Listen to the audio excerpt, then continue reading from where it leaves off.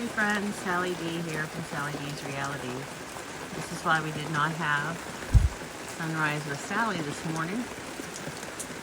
It's a nice rainy day in Pittsburgh. We need the rain. I'll do my little flowers here. I can go out there and get a better view of them. The daisies.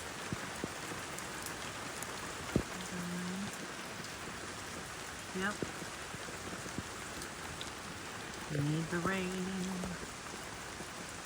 And all the grass is green.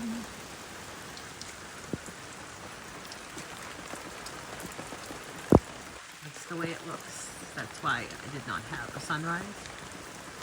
Love you guys. Have a great Sunday.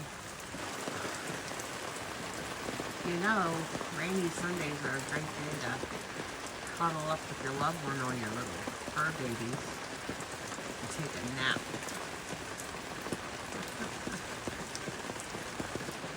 I can hear the grass growing.